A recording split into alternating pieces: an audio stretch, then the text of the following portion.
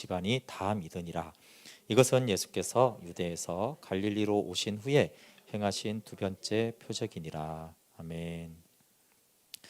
네, 오늘은 요한복음 16번째 복음을 전하여 추수의 기쁨을 누리라라는 제목으로 함께 말씀 나누겠습니다.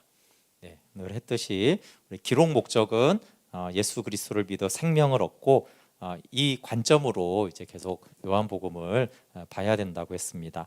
그래서 이제 혼인잔치 표적이 있었고 성전을 청결하게 하고 니고데모 이렇게 쭉 내용을 말하다가 이제 예수 그리스도를 믿는 자마다 영생을 얻게 한다 이렇게 말하고 있어요. 그러니까 이 모든 표적과 예수님이 하시는 일들이 다 생명하고 연관이 다 보시면 있는 거예요. 그리고 이제 요한복음 4장에서 복음이 샘물이 되어야 영생에 이르게 한다. 그리고 우리는 아는 것을 예배한다. 여기서 영생은 참 하나님과 예수 그리스도를 아는 것이다. 그래서 예배가 아는 거예요. 예배가 생명이고 생명의 교제가 예배예요. 그래서 예배를 굉장히 중요하게 다룹니다. 그래서 영생은 아버지와 아들을 아는 것이고 예배도 아버지와 아들을 아는 거예요. 그러니까 우리가 그냥 하는 말로 하면 이제 관계하는 거죠. 하나님 아버지와 생명의 교제에 관계하는 것이 예배입니다. 네, 그리고 이제 지난주에 언제 예배하나? 근데 예배할 때가 오고 있다 그랬잖아요, 그렇죠? 근데 지금이다. 그래서 항상 현재형, 그냥 현재 진행형으로 봐도 되고 항상성이니까 하나님의 시간에서 예배하는 것이다 이렇게 봐도 되고, 누가 예배하는가? 예배자가 예배하면 여기서 예배자는 생명 얻은 자, 구원이 유대인에게서 남인다. 그래서 구원받은 자가 예배할 수 있고, 어떻게 예배하나 하면 진리로 예배해야 됩니다. 왜냐하면 하나님은 영이시니까. 그러니까 이 하나님의 말씀이 하늘에 속한 영적인 것이라는 그 믿음을 가지고 그게 하늘에 속한 것이니까 진리로 영이신 하나님을 예배하고 만납니다. 그러니까 누구에게 예배하냐고 했을 때 아버지께 예배하라고 했고, 그것은 친밀감과 경외감 그리고 아들 안에 있는 그 생명으로 교제하는 것이고, 23절에 하나님은 이렇게 예배하는 자들을 찾으세요. 그래서 하나님이 찾은 자가 있는데 다윗이었잖아요, 그렇죠? 근데 에스겔에서는 이렇게 찾다가 찾지 못한 거로, 그러니까 이 성읍을 내가 진노한다라고 했을 때 그 찾지 못한 거라 했을 때 얼마나 그 주님이 슬퍼하세요, 그렇죠? 그래서 아까 찬양할 때 주님이 그 예배자를 찾다가 없으면 하나님이 슬퍼하시네 이렇게 하는, 그 단순한 감정이 아니라 하나님이 이 땅 가운데 심판하셔야 되고 진노를 쏟아부어야 하는 그런 것입니다. 근데 어쨌든 교제는 쌍방간이잖아요, 그렇죠? 그러니까 하나님이 간절히 찾는 자가 예배자고, 또 예배자는 하나님을 간절히 찾는 자예요. 서로가 간절히 사모함으로 찾는 그 관계가 예배하는 생명의 관계라고 말씀하고 있습니다. 네, 오늘 이제 그리고 이제 이 여인이 예수님을 만나잖아요. 그리스도를 기다리며 예배를 알고 싶었어요, 이 여인은. 근데 현실은 이제 야곱의 우물을 이제 떠야 가야 되는 현실이었어요. 그런데 예수님이 오셔서 그 마음 깊은 곳에 있었던 그 영혼의 목마름을 이제 해결시켜주고 그리스도를 만났잖아요. 그리고 이제 나타나는 가장 큰 독특한 변화가 물동이를 버려두는 거예요. 야곱의 우물을 얻기 위한 수단과 통로인 것이죠. 우리 28절 29절 한번 볼게요. 여자가 물동이를 버려두고 동네로 들어가서 사람들에게 이르되 내가 행한 모든 일을 내게 말한 사람을 와서 보라, 이는 그리스도가 아니냐 하니. 그동안 자신의 목마름을 해결해 주었던 통로인 물동이 나름 귀하잖아요. 내가 힘들 때마다 목마를 때마다 이걸로 내가 이제 목마름을 어쨌든 다시 목마를지라도 해결했던 그 중요한 도구인 물동이, 그게 이제 돈일 수도 있고 외모일 수도 있고 직장일 수도 있고 가족일 수도 있고 친구일 수도 있는데, 그 이제 물동이를 이제 버려두고 그리스도를 전합니다. 그러니까 신앙과 가치관이 변했어요. 신앙이 변했죠. 그러니까 야곱의 우물을 구하는 신앙에서 그리스도를 전하는 신앙. 근데 그 전하기 전에 물동이를 끼고 간 게 아니라 물동이를 이렇게 버려두고 갔다라는 게 과감한 선택이죠. 이제 더 이상 이런 것이 없어도 나는 이제 그리스도로 충분하고 나는 그리스도를 전하겠다라고 생수에 대한 확실한 선택이 이제 물동이를 버려두고라는 표현으로 나옵니다. 그래서 이제 필요신앙에서 이제 가치 신앙으로 존재물을 구하는 자에서 존재를 구하는 자로 이 여인이 이제 바뀌어졌다라는 것을 알 수가 있어요. 그리고 이제 나오는 내용이 예수님의 양식에 대한 내용이 나옵니다. 그러니까 시작할 때 이제 제자들이 양식을 구하러 내려가고 그 사이에 이제 사마리아 여인을 만나니까 양식을 구해 와서 예수님께 랍비여 잡수소서라고 하니까 예수님이 너희가 알지 못하는 먹을 양식이 있다. 그러니까 아마 제자들이 어디 꼽을 쳐놓은 것이 있나라고 이제 의심을 했을지 모르겠어요. 야, 예수님 치사하게 우리 몰래 비상 양식이 있었나 보다 이렇게 했을지 모르는데 예수님이 이제 설명을 하는 거 그게 아니고 34절에 예수께서 이르시되 나의 양식은 나를 보내신 이의 뜻을 행하며 그의 일을 온전히 이루는 것이니라. 그러니까 예수님의 양식은 아버지의 뜻을 이루고 행하는 거예요, 그렇죠? 근데 우리가 이제 양식 그럼 물도 이제 굉장히 중요하지만 양식 그러면 두 가지 특징이 있어요. 그게 많지만 첫 번째는 절대적인 필요예요, 그렇죠? 양식은 안 되잖아요. 절대적인 필요고 두 번째는 즐거움입니다. 네, 혹시 뭐 밥 먹을 때 기분 나쁘신 분 별로 없으시죠? 네, 배고플 때 먹으면 더 기분이 좋고, 그러니까 사실 양식을 먹을 때 어떤 사람한테 우리가 밥 먹자 이라는 거는 좀 좋은 기분 좋게 만나자 이런 의미가 있는 것이거든요. 내가 또 밥 사줄게 이런 것도 즐거움을 좀 줄게 이런 의미가 있는 거예요. 그러니까 절대적인 피로이면서도 이 피로가 괴로운 게 아니라 즐거워요. 양식을 먹을 때는. 그러니까 예수님이 내 양식, 나의 절대적인 피로이면서 내가 즐거워하는 것이 있다라고 말합니다. 근데 먼저 예수님의 양식은 요한복음 6장 57절에 보시면 하나님 아버지와의 교제가 양식이에요. 6장 57절에 보면 살아계신 아버지께서 나를 보내심에 내가 아버지로 말미암아 사는 것 같이 나를 먹는 그 사람도 나로 말미암아 살리라. 네. 그래서 이제 오해가 좀 될까봐 예수님은 나는 아버지를 먹는다 이런 표현을 쓰지 않았어요.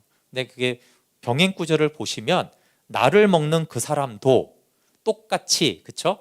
그러니까 나를 먹는 그 사람도 똑같이, 그러니까 내가 아버지로 인하여 사는 것 같이니까, 그러니까 의미적으로는 내가 아버지를 먹고 아버지로 인하여 사는 것 같이 나를 먹는 그 사람도 나로 인하여 살리라, 이런 뜻이 되죠. 병행 구절이니까. 그러니까 하나님 아버지와의 교제가 나의 양식이다. 나는 아버지를 먹고 아버지가 내 양식이다. 이렇게 이제 말씀하는 것이고, 또 하나는 오늘 34절에 내가 아버지의 뜻을 온전히 이루는 것이 내 양식이다. 네, 그럼 아버지의 뜻은 어디 나오냐 하면요, 6장 40절에 나와요. 6장 40절에 내 아버지의 뜻은 아버지를 보고 믿는 자마다 영생을 얻는 이것이니 마지막 날에 내가 이를 다시 살리리라. 그러니까 아버지의 뜻은 되게 명확해요. 아들을 보고 믿는 자마다 영생을 얻는 거예요. 그러니까 생명 주는 이 일이 아버지의 뜻인데, 예수님은 하나님 아버지의 교제가 내 양식이고 또 내가 복음을 전해서 생명 얻게 하는 것이 나의 양식이다. 그리고 나는 이 양식이 나의 피로이면서 나의 즐거움이다. 이렇게 말씀하는 것이죠. 그래서 이것이 예수님의 생명의 특징이에요. 예수님은 생명의 교제와 이 순종을 즐거워합니다. 왜냐하면 이것이 양식이니까. 그래서 우리 안에 있는 예수 생명이 하나님과의 교제와 하나님과의 순종을 즐거워하는 것을 믿어야 돼요. 내 자아와 옛사람은 말씀에 순종하는 것을 싫어하지만 내 안에 있는 예수 생명은 아버지의 뜻을 복음 전하여 생명 주는 이 일을 기뻐하신다. 네, 그러면 이제 우리의 양식은 무엇인가 질문을 할 수 있죠. 4장에 나온 사마리아의 양식은 뭐였어요? 원래 이 여인의 양식은 남편이나 야곱의 우물이었어요. 그런데 양식을 바꾼 거죠. 물동이를 버려두고 그리스도를 양식 삼았고 그리스도를 전했어요. 예수님이 복음을 전했듯이 이 여인도 복음을, 그리스도를 전합니다. 그래서 우리의 양식이 정말 먹는 밥일지 돈일지 성적이고 진학일지 하나님과의 교제와 복음 전파인지. 근데 이 사마리아 여인은 예배도 마찬가지인데 예배를 가르쳐 주기도 하지만 사마리아에는 예배를 경험하기도 한단 말이에요. 예수님을 만나 교제하는 게 예배니까, 그렇죠? 근데 마찬가지로 이 사마리아 여인이 이제 예수님의 양식 삼는 것을 사마리아인도 자기의 양식으로 삼는 이 모습이 이제 후반부에 나옵니다. 그래서 이 사마리아 여인의 양식이 아까 바뀐 거예요. 사마리아 여인의 필요와 즐거움이 뭐였어요? 예전에는 남편과 야곱의 우물로 삼았는데 지금은 그리스도를 전하는 것, 그리스도를 아는 것과 그리스도를 전하는 것이 이 사마리아 여인의 양식이 되었어요.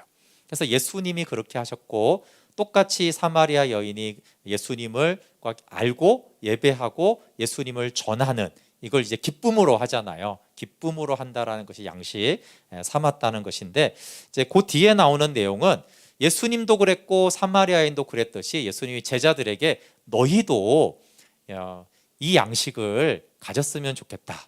그러니까 복음을 전하여 추수를 하는 나의 양식이 너희들의 양식이 되면 좋겠다라고 하면서 나오는 내용이 35절부터 내용이에요.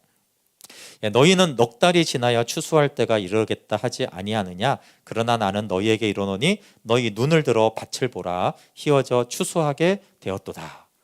네, 요 넉 달은 지금부터 넉 달이 아니고요. 이렇게 곡식이 우리 모내기 언제 하는지, 이게 추수 언제 하는지 잘 보세요. 몇 달이 안 걸려요. 그래서 이렇게 뿌려서 거두는 데까지 너희들은 넉 달이 되어야 된다고 말하는데, 그렇지 않다. 지금 추수할 때 희어져 추수하게 되었다, 이렇게 말해요.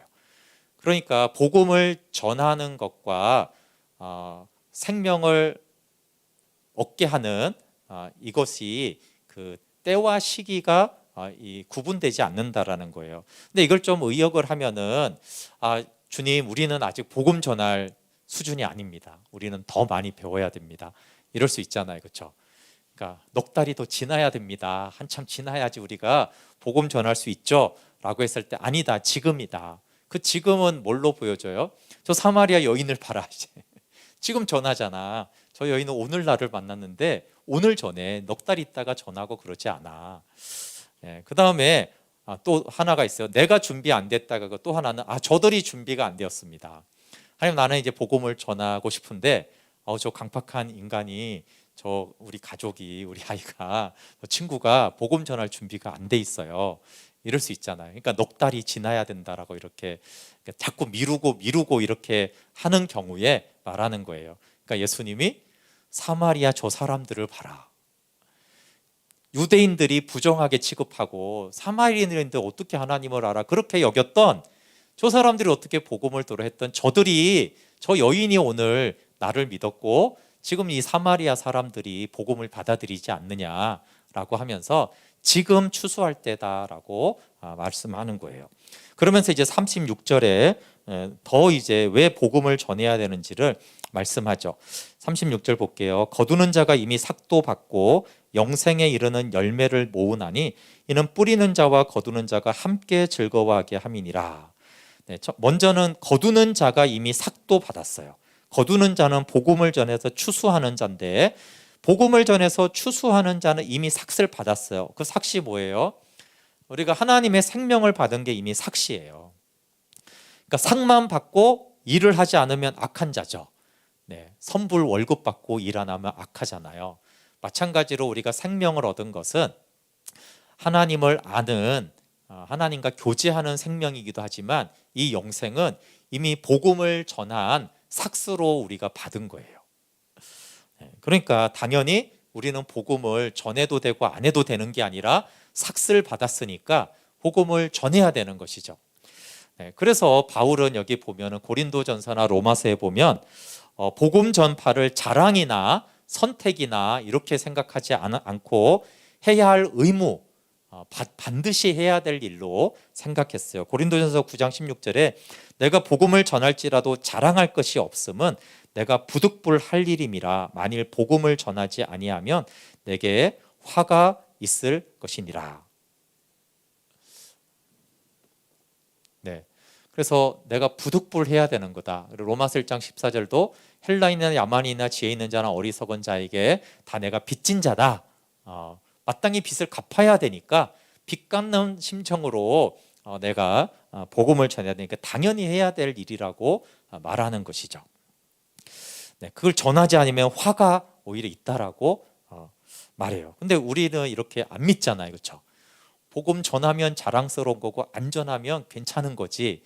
복음 전해서 그러면 그걸 이제 어떤 상급이라고 생각을 하는데, 복음 전하는 거는 원래 삭슬 받았으니까 마땅히 해야 될, 의무적으로 해야 되는 일이고, 그걸 안 하면 상만 받고 일을 안 했으니까 고소를 당해야 되잖아요. 아니면 뱉어내야 되듯이. 그러니까 이제 화가 있다 이렇게 말하는 거예요. 그럼 우리나라에도 인구가 5천만 명이 되니까 4천만 명 훨씬 많은 이상이 예수님을 모르고 지옥을 가잖아요. 멀리 있는 게 아니라 우리 가까이에, 가족 중에, 우리 가까이 있는 사람들 중에도 지옥을 가고 있어요. 근데 우리가 그걸 이제 선택이라고 생각하는 것이 너무 안타까운 일이죠. 그리고 아까 말한 대로 내가 준비 안 됐어, 저 사람이 준비 안 됐어, 이렇게 이제 말하는 거에 대해서 예수님이 그렇지 않다라고 말하는 거예요. 너희는 이미 때가 되었고 너희는 이미 삭슬 받았지 않았느냐라고 말씀하세요. 그래서 복음을 전하지 아니하면 화가 있다라고 내가 믿는지, 이건 선택의 문제지 뭐 복음 전하는 것이 이렇게 하고 있는지, 정말 성경을 우리가 부담스럽지만 있는 그대로 받아들여야 합니다. 그 다음에 이제 영생에 이르는 열매를 모으라. 삭슬 받았다라는 건 약간의 경고예요. 너 이미 월급 받았잖아. 일할 거야 안 할 거야? 안 해? 안 하면 너 화가 있지, 이렇게 하는 거고, 네가 월급을 받고 일을 안 하다니 이 나쁜 놈, 이런 의미가 있는 거고, 두 번째 영생에 이르는 열매를 모은다는 것은요, 칭찬과 관련이 있어요. 상과 면류관이에요. 그 아까 복음은 마땅히 전할 건데 복음 전하는 게 상이냐? 그렇지는 않아요. 여기 보면 고린도전서 9장 18절에 그런즉 내 상이 무엇이냐? 내가 복음을 전할 때 값없이 전하고 복음으로 말미암아 내게 있는 권리를 다 쓰지 아니하는 이것이다. 복음을 전하는 게 상이 아니고요. 그거는 이미 삭슬 받았기 때문에 마땅히 해야 되는 것이고, 월급 받았으니까 월급만큼 그냥 일하는 게 복음 전하는 거고 생명을 나누는 거고, 상이 뭐냐면 권리를 쓰지 않는 거예요. 복음을 전할 때 내 권리를 쓸 수 있는데 권리를 쓰지 않는 거예요. 손해보고 고난받고 어렵고, 이제 복음 전할 때 꼭 어렵게 전할 필요까지는 없잖아요, 그렇죠? 고난 당하면서 복음 전할 이유는 전혀 없어요. 이렇게 편리하게 전할 수도 있는데 그렇게 하지 않는 거예요. 내가 권리를 쓸 수 있지만 복음이 전거되기 위해서 내가 그 권리를 포기하는 것이 하나님께 받을 상이에요. 그 다음에 또 하나는, 그러나 생명 얻은 자들이 있잖아요. 그들은 그거는 상급이고 면류관이에요. 빌립보서 4장 1절에 나의 사랑하고 사모하는 형제들, 나의 기쁨이요 면류관인 사랑하는 자들아, 이랬죠. 복음을 전해서 생명을 얻고 생명으로 자란 자들은 복음을 전한 자의 기쁨이면서 면류관이에요. 면류관은 이제 상급이죠. 데살로니가전서 2장 19절에도 우리의 소망이나 기쁨이나 자랑의 면류관이 무엇이냐? 그가 강림하실 때 우리 주 예수 앞에 너희가 아니냐? 자랑스러운 면류관이 있는데 그거는 예수님 재림할 때 예수 믿은 너희가 나의 면류관이다, 이렇게 말하고 있어요. 그러니까 복음을 전하는 것, 전도 자체는 의무고, 근데 그것을 통해서 거듭나는 자가 있고, 거듭남이 이제 사랑하고 케어하고 양육해야 되잖아요. 그러니까 그렇게 생명 얻는 자가 생기는 것은 면류관인 거예요. 또 하나는 내가 그 권리를 다 사용하지 않는 것이 상입니다. 그러니까 그것이 이제 영생에 이르는 열매죠. 열매로 모으는 것이에요. 그래서 바울은 면류관을 지식이나 명예나 돈이나 성공을 면류관이라고 생각하지 않고, 복음을 전에 생명 얻은 자가 나의 면류관이고 자랑이다, 이렇게 말을 했어요. 그 다음에 이제 씨 뿌리는 자와 거두는 자가 함께 즐거워하려 합니다. 씨 뿌리는 자는 여기서는 이제 예수님이고, 초대교회는 사도들이고, 또 지금은 먼저 섬기는 자이기도 합니다. 근데 뿌리는 자와 거두는 자가, 거두는 자는 이제 복음을 전해서 그 사람이 이제 생명을 얻고 예수님을 믿고 생명 얻는 결신자를 말하잖아요. 이 두 사람이 함께 즐거워하는 것이다. 그러니까 예수님처럼 아버지의 뜻을 행하고 예수님의 기쁨에 참여하는 거예요. 그러니까 뿌리는 자와 거두는 자가 동일합니다. 그러니까 복음을 뿌리신 예수님과 우리가 복음 대신 예수님을 전해서 생명을 얻잖아요. 그러면 예수님이 하신 이 놀라운 복음을 전한 것과 우리가 복음을 전해서 거둔 것이 같은 것이고 함께 기뻐하겠다 이렇게 말해요. 그러니까 빌립보서 아까 4장 1절에도 바울이 나의 기쁨이요 면류관이라고 그랬잖아요. 복음을 전해서 생명을 얻는 것은 하나님의 기쁨에 참여하는 것이고, 바울도 그게 기쁨이라고 그랬잖아요. 이게 내 기쁨이다. 또 이 사마리아 여인은 오늘 이제 복음을 전하는데 마찬가지로 추수하는 예수님의 기쁨에 동참하는 것이죠. 예수님이 사마리아 여인이 생명 얻는 것을 보고 기뻐했는데, 사마리아 여인도 사마리아 사람들이 예수님을 믿으면서 함께 기뻐합니다. 그리고 이제 사마리아 여인이 이제 사마리아 마을에 가서 복음을 전해요. 그럴 때 이제 직접 교제로 예수님을 알게 되는, 이것도 이제 중요합니다. 복음을 전했을 때 우리 39절 40절 볼게요. 여자의 말이 내가 행한 모든 것을 그가 내게 말하였다 증언하므로 그 동네 중에 많은 사마리아인이 예수를 믿은지라. 사마리아인이 예수께 와서 자기들과 함께 유하시기를 청하니 거기서 이틀을 유하시매. 먼저 이제 간접 교제잖아요, 그렇죠? 예수님을 전하니까 사마리아인들이 예수를 믿었어요. 예수를 믿었는데 믿는 자들이 뭘 구해요? 함께 유하기를 구했어요. 어디가 생각나냐 하면 1장 38절에 안드레와 제자가 예수님이 무엇을 구하느냐 그러니까 랍비 어디 계십니까? 교제하고 싶습니다. 관계하고 싶습니다. 이런 뜻이거든요. 근데 그 사마리아 사람들도 이 여인이 전해주는 말을 듣고 예수님을 믿었거든요. 그런데 간접적으로 들은 것으로 만족하지 않고 예수님한테 우리와 함께 머물면서 말씀을 전해달라고 한 거예요. 그러니까 처음 복음을 전해서 간접 교제로 하나님을 만난 사람들이 예수님과 교제하기를 원합니다. 그러면서 이제 직접 예수님과 교제해서 믿게 된다 이렇게 말을 해요. 41절 42절 보세요. 예수의 말씀으로 말미암아 믿는 자가 더욱 많아 그 여자에게 말하되 이제 우리가 믿는 것은 내 말로 인함이 아니니 이는 우리가 친히 듣고 그가 참으로 세상의 구주신 줄 알미라.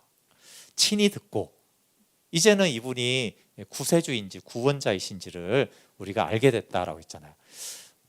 우리 입장에서는 항상 간접 교제에서 예수님과 함께 교제해서 직접 교제로 넘어가야 돼요. 또 사마리아 여인 입장에서도 처음에는 내가 전해서 이제 예수님을 믿게 했지만, 그렇죠? 어떻게 인도해요? 예수님을 직접 만나게 해주잖아요. 그래서 그렇게 예수님을 이렇게 직접 교제하는 데까지 나아갈 때 여기서 믿는다, 안다 이런 표현을 씁니다.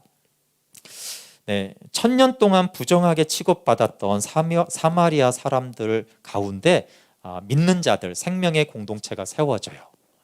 참 예루살렘에 세워지지 않고 사마리아에 세워지는 것이 우리의 예측과는 좀 다릅니다. 어쩌면 그들이 부정하게 여김받았던 그것들이 더 가난한 마음이 되어져서 예수님이 여기를 먼저 찾았는지 모르겠어요. 어쨌든 누구도 예측하지 못한 사람들이 믿고 생명을 얻어요.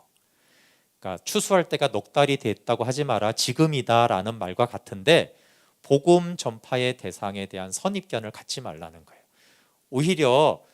오히려 누가 복음을 먼저 받아들여? 맨 처음에 이제 사실 갈릴리도 이렇게 거의 이방 비슷하게 예루살렘에서는 영적으로 인정하지 않았던 곳이거든요. 나사렛 이러면은, 근데 이제 사마리아는 더 부정하게 취급받았는데 그곳에서 믿는 자들이 나와요. 그러니까 우리의 예상하고 다르구나. 이런 사람이 예수 믿겠지? 그렇지 않다. 그렇지 않다. 선입견을 가지고 복음을 전하려고 하지 말고 예수 그리스도의 생명으로 저 사람은 안 돼. 저 사람은 안 믿을 것 같잖아. 저 사람 사마리아 사람이야. 이렇게 하지 말라는 거예요. 지금이 복음을 전할 때다라고 말합니다. 그리고 사도행전에서도 이제 빌립이 다시 이제 복음을 전해서 많은 믿는 사람들이 사마리아에 생겨납니다. 이 사마리아 여인의 두 가지 기쁨이 제자들과 우리가 돼야 돼요.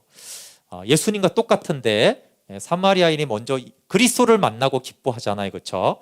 그리스도를 만나고, 그러니까 야고보미야 이제 생수를 마시게 됐다라고 기뻐하고, 또 하나는 추수의 기쁨을 이 여인이 경험합니다. 그리스도를 전해서 믿는 자가 생기는 거예요. 그러니까 예수님이 이게 내 양식이라고 그랬는데 이 여인도 이게 양식인 거예요. 야, 복음 전해서 나만 구원받는 게 아니라 예수님을 믿는 사람들이 또 생겨났구나. 이게 이제 이 여인의 양식이고 기쁨인 거예요. 그래서 예수님의 기쁨에 참여하고 면류관을 이 여인이 이제 가지게 된 것이에요. 그래서 이 사마리아 여인을 이렇게 보면은 참 이제 메시아를 기다리며 예배를 알고 싶어 했던 이 여인이 예수님을 만나서 예배를 알고 관계를 알고 생명의 교제를 알고 그리스도를 알아요.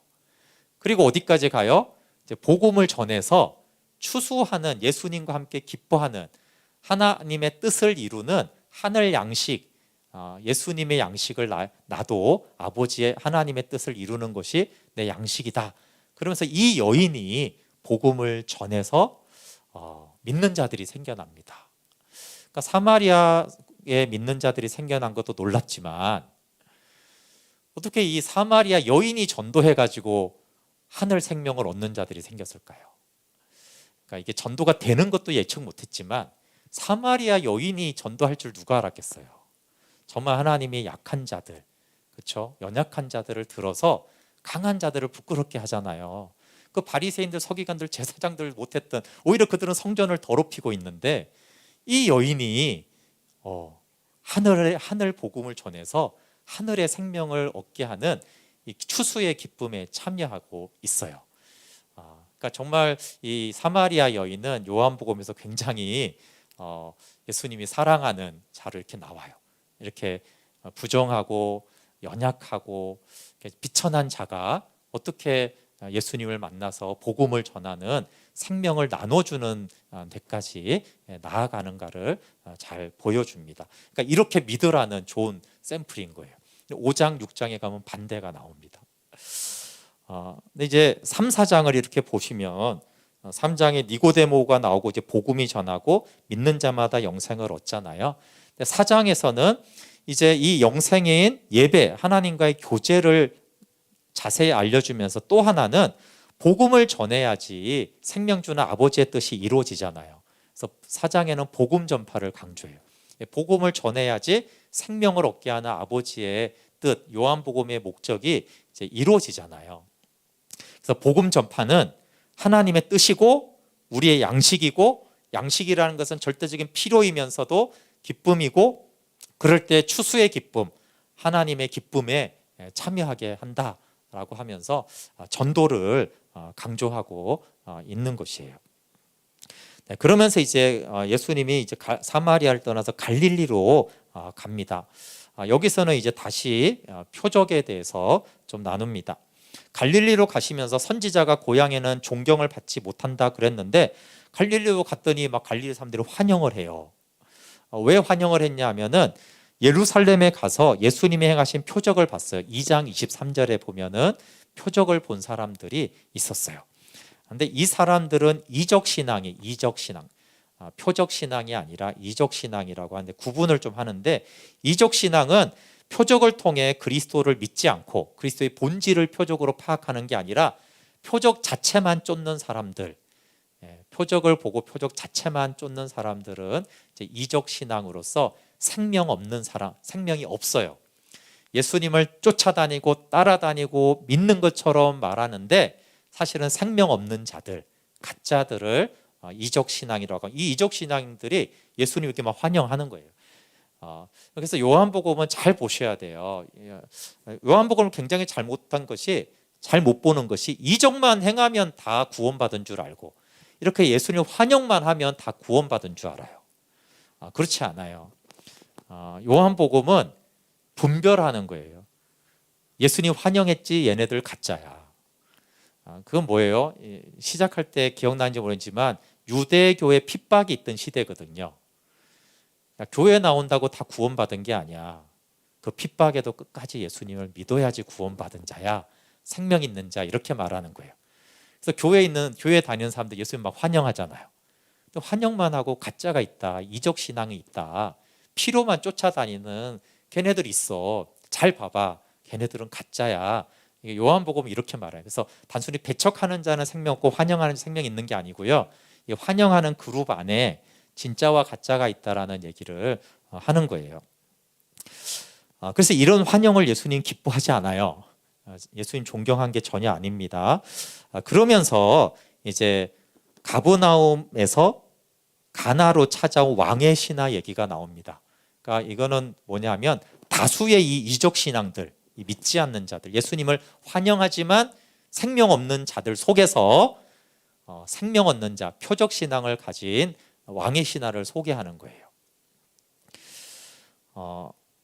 아들의 치유 때문에 이제 찾아옵니다. 가버나움에서 가나는 약 32km 정도가 걸린다고 그래요. 가버나움은 이제 해발 약 200m, 굉장히 저지대고 가나는 약간 산지예요. 그러니까 32km로 왔으니까 굉장히 간절해서 아들이 죽게 됐으니까 간절하게 찾아왔어요. 그런데 예수님이 4장 48절에 보시면 간절함으로 찾아오는데 칭찬하지 않고 책망을 하세요. 예수께서 이르시되 너희는 표적과 기사를 보지 못하면 도무지 믿지 아니하리라. 되게 책망하시죠? 왜 표적과 기사를 봐야지만 믿느냐? 그걸 보지 못하면 도무지 믿지 않는다. 이렇게 하셨어요. 이게 지금 예수님 주변에 있는 유대인들이에요. 표적을 보고 예수님을 따르고 더 많은 표적을 보기를 원해서 따르고 있는 사람들한테 말하는 거예요. 왜 자꾸 표적을 보려고 하느냐? 이러는 거예요. 대비되는 사람이 어디 있다고? 4장에 사마리아 사람들은, 사마리아 여인과 사마리아 사람들은 예수님 표적을 하나도 안 행했는데 말씀만 전하고 복음만 전했는데 그들이 예수를 믿었잖아요. 그렇죠? 이 사장이 이제 아주 이제 생명에서 생명으로 점점 나가는 자들이고 5절에 있는 자들은 예수님을 쫓아다니는데 예수님은 니네들은 믿지 않는 자들이야, 이렇게 책망하는 거예요. 그런데 이제 책망을 했으면 이제 기분이 나빠야 되는데 이 신하가 간청합니다. 49절에 주여 내 아이가 죽기 전에 내려오소서.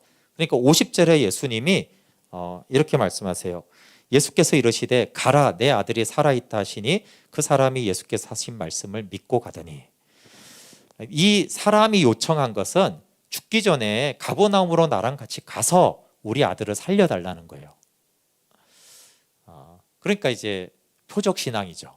근데 예수님이 안 내려가시고 말씀으로 하세요. 가라 내 아들이 살아있다. 그러니까 표적 이적 신앙이 되려고 하는 이 사람에게 예수님이 말씀으로만 이제 치유를 선포하는 거예요. 왜냐하면 말씀으로 믿기를 원해서 그런 거예요. 표적을 보고 믿는 게 아니라 말씀을 듣고 믿기를 원했어요. 그런데 놀랍게도 이 이적 신앙을 책망한 것을 이 신하가 받아들여요. 만약에 안 받아들였으면 뭐라고 그랬겠어요? 예수님 무슨 소리예요? 지금 여기 32km나 되는데 제가 손잡고 가세요. 이랬을 거 아니에요. 이적 신앙이었다면 이해 가세요?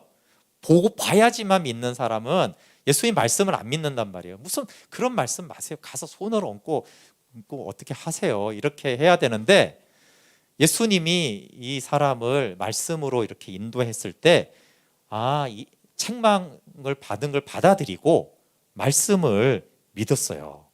그리고 말씀을 믿고 가요.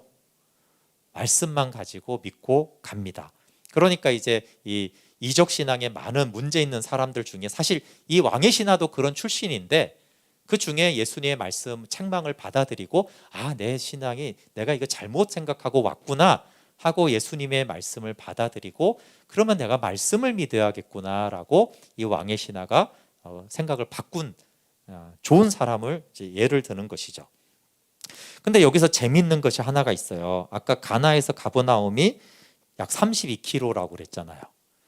근데 가버나움 이 아들이 있는 곳에서 가나까지는 이렇게 올라가는 길이에요. 그래서 여기 내려가자라고 얘기해요. 올라가는 길 32km는 좀 힘들지만 내려가는 길 32km는 고대 사람들에게 힘든 게 아니에요. 내려가는 길 32km면 그냥 4-5시간 부지런히 걸어가면 갈 수 있는 거예요. 4-5시간.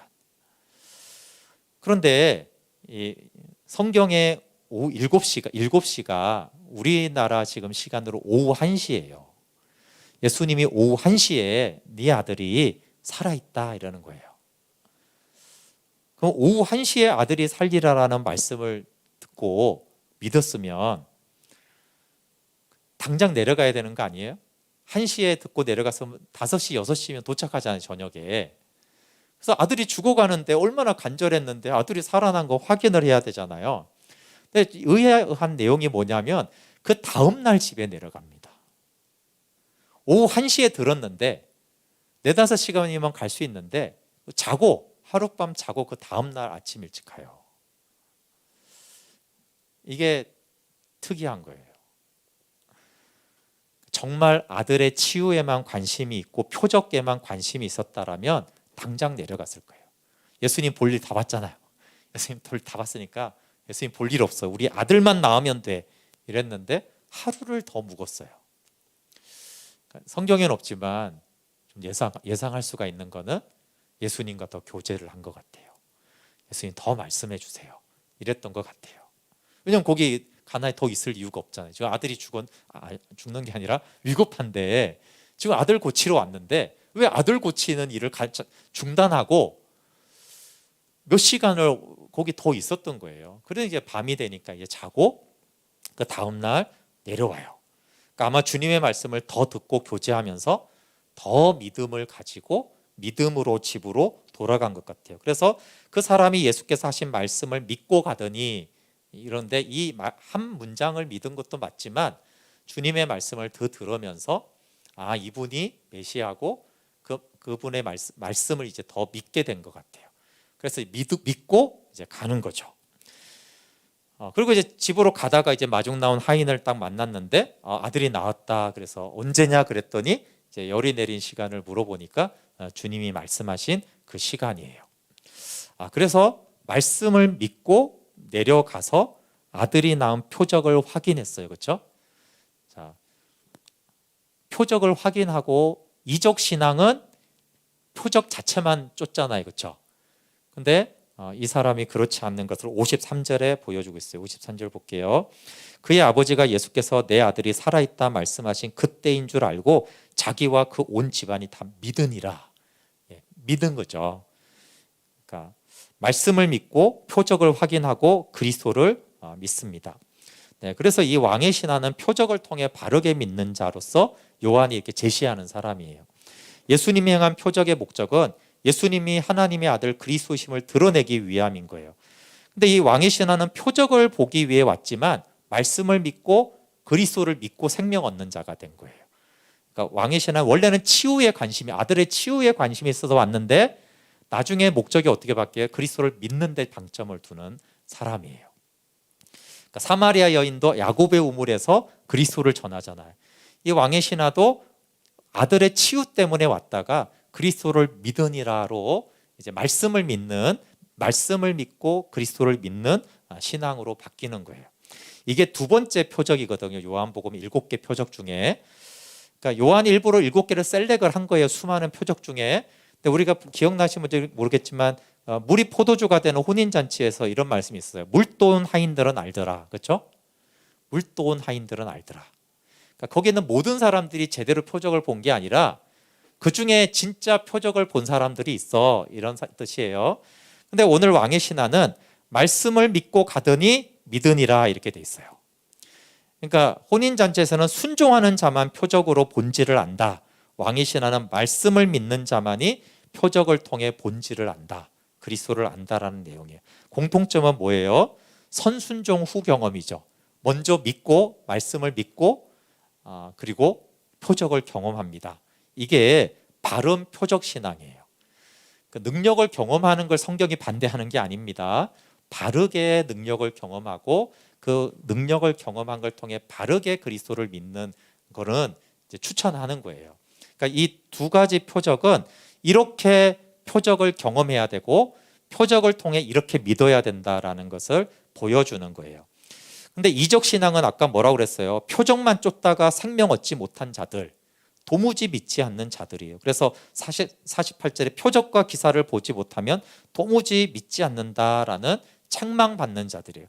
그럼 이제 책망받는 자들은 언제 나오냐 하면은 이제 5장에 38년 된 병자하고 치유받은 병자하고 6장에 오병이어 표적을 경험한 사람들이 표적만 쫓다가 생명 얻지 못한 자들이에요. 그러니까 이게 세 번째, 네 번째 표적이거든요. 그러니까 첫 번째, 두 번째는 이렇게 표적을 경험하고 표적을 통해 이렇게 믿어야 되는데 얘라면 5장과 6장에는 표적을 이렇게 경험하거나 이렇게 믿으면 안 돼. 이렇게 요한이 일부러 가르는 거예요. 그래서 그 38년 된 병자와 오병이어 표적의 공통점이 있는데요. 이것은 믿음 없이 표적을 경험합니다.